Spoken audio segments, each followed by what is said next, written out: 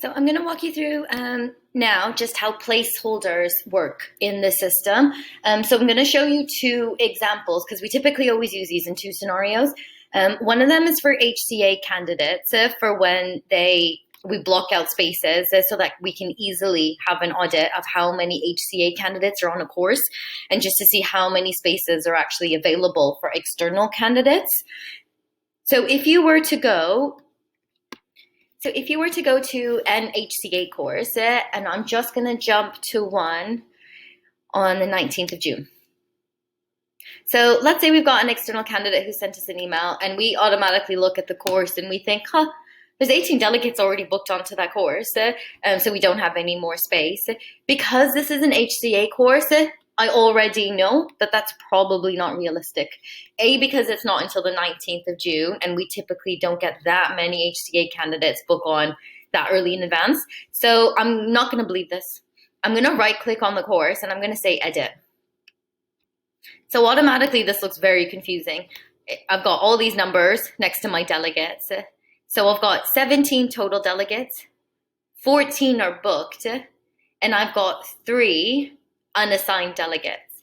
I'm going to go into here and I'm going to do just a final look to see what the bookings actually look like. So I'm going to just quickly scroll down and I see 17 items. So yeah, that's correct because it told me 17 were booked on.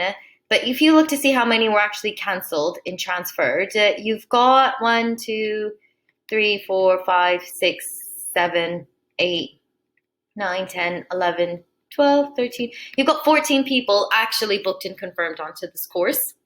So you're almost like losing a space because it thinks that you've got 17. So like we thought in the first place, our calendar wasn't accurately reflecting that. I can see already from this line here that there is placeholder spaces that are taking up. What this means is that it's almost like they're pretend bookings. So the reason it was telling me 14 is because HCA has 3 unused places. If I go into the system, so they've got 2 unused systems, but it's because they're actually taking up that space though. I'm going to scroll to the right here. I'm just going to filter this just so I can see this a little bit clearly and it's not a mess. Now I should see 6 HCA candidates. 1, 2, 3, one's cancelled, 4, 5. So this one's actually still taking up a space at the moment. So that's why my numbers are a little bit skewed at the moment. It's simply just because of my placeholders. If you ever need to assign somebody to a placeholder and they're already booked on the course, you can't put them on as a placeholder.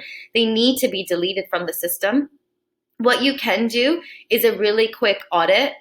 So if I took my HCA candidates who, as long as their accounts are correct in the system, this should give you a really clear idea of all of these names here. And then you can kind of see, take a note of them just to find your names. Because then when you go into placeholders back into placeholders, sorry. I'm just going to scroll all the way and I'm going to go into here and I'm going to say assign to placeholder. This is what you need to do in order to actually have a placeholder take that space. And then all of a sudden it'll reflect accurately in your delegate numbers. Otherwise, it makes it really confusing if this isn't used properly. So if you go to assign placeholder, right now all I want to do is to double check all of the people that I thought were coming onto the course are still actually booked onto it. So you've still got 6 people here, which was my accurate number. The only thing is that one of them had canceled their space, but they're still taking a space up as a placeholder. So I'm just going to double check to see which one that was. So I've written down all of their numbers, or all of their names, sorry. So I'm just going to double check to see, is that person still taking over a space? So we should have had Natasha because she's canceled from the course. She shouldn't be showing up here anymore. So I'm going to X her out and I'm going to say save. So now all of a sudden your numbers have been updated. So it says that actually HCA's got 4 unused places because they've got 5 people that have now booked. So they still have more space that they can put somebody on. If you ever need to update any of these quantities, this is added just by going here. And it's fairly simple. It'll tell you who the account owner is. It's typically it's going to always be HCA when we use this. And then you're going to say how many places are they reserved. At the moment, they always take up 9 on every single advanced course, and then you can go save. That's how it's going to kind of make me do something now. So that's how I've put these in the system when I booked in all the advanced courses for HCA. And it's just so nobody else ever takes that space. The only other, where you could, if that number ever changes, you just need to go into update quantity. And you can change that number from here. So if HCA says, actually, I need more spaces, we need to block it out so external candidates cannot do that, you just amend the number to what you want to bring it up to, and then it will reflect in the quantities again. So that's how you would assign a placeholder to a space. We went through as well how to actually take one out. The only other time placeholders are ever used is sometimes, and it's quite rare that it happens, or when candidates book onto our courses using the payment links. So if that ever happens, and we've seen it where it's skewed our numbers, and it's typically because they've booked on as a placeholder, and then maybe they ended up canceling or transferring that place. But because there's still that invoice attached, it hasn't taken them off because it's still reserving a space for them. So we're going to go ahead and look into an example, which is on this course. And you can see that there's a placeholder on this. So the best thing that you want to be able to do is if you ever see this number skewed is try to figure out who this placeholder is. A lot of the times when this happens, it's because the workplace of a candidate. So there's a person who's actually going to join the course who's the candidate, but their line manager or perhaps somebody within their finance department at their workplace booked them onto the space. What you want to be able to do is to track who that is based on their related invoice. What we have to do, because let's say that this person is no longer on this course, you want to figure out who that actually is. So firstly, if they're not booked onto the course and they don't show as delegates, we want to assign them a space through the delegate. We can see that they're booked on here, so that's great. They're using their space, so they're not taking up anything additional. You can see that here. So we've actually had to go in and manually update this. If this was unused place as one because they weren't actually booked on as a delegate, we'd have to do a little bit more digging to figure out who this person is. This related invoice number, which if you don't see this, just add it from here and then click apply and then you'll see it, is 495. So what we're going to need to be able to see is who this invoice relates to. So I'm going to go into preview invoice and you can see the target email address. You can see the name of the person. This one's a little bit easier because the two actually match, but sometimes they don't. So if you ever need to see who the actual creator of that is, we can go into edit invoice and it'll tell you a different name here. We can also go into the finance function and go invoices. And we can search for that ID number. So we're going to go into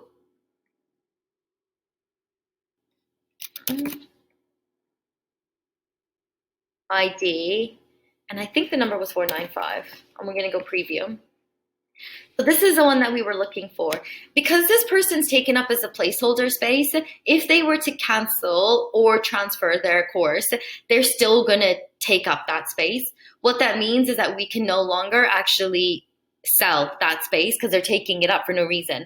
So we think that a course is actually full and it's not. So what you're going to need to do is, because you can't delete this person as a user, or as a delegate, sorry, I should say, on the course, it's automatically going to flag to you that it's because that there's an invoice associated with that person. So what you're going to need to do is actually delete the invoice. Bear in mind, the only reason that we can do that now is because people aren't actually making payment through Access Planet. They're making payment through a third party, which is Stripe. So none of the invoices that you see in Access Planet are actually associated to any real-time money. You might see options where it'll say like refunds candidate and things like that. It doesn't actually mean anything because their money wasn't taken out of the system. What we could do though, is we can go into here and we can say edit user. And you can go and look into any of the invoices that are associated with this person. This is also a really easy way to see like what course they're actually booked onto. If they weren't booked onto a course, that's when it gets tricky, because maybe it was like their line manager who paid for the course. So the line manager actually isn't booked onto a course. They just reserved a space. So you would have to go through here in order to figure out what details it was of the course. So if I scroll all the way through, I can go into here and I'm gonna go into edit. Now, this is the full invoice of my course. So if this was not the candidate who paid for it themselves and it was actually their company name, this is how you can figure out what course they actually paid a space for. Now, you obviously still have the person's details, so you can go and email them if you don't know who the candidate is. But this is also the way that you're going to be able to remove their invoice associated to this course in order to make up that space. So all you need to do is cross this out where it says placeholder 1 reserved, and then say save. If you were to go back into the course, then it's going to increase the number of spaces available because you've just removed the invoice from this account that was taking up that space.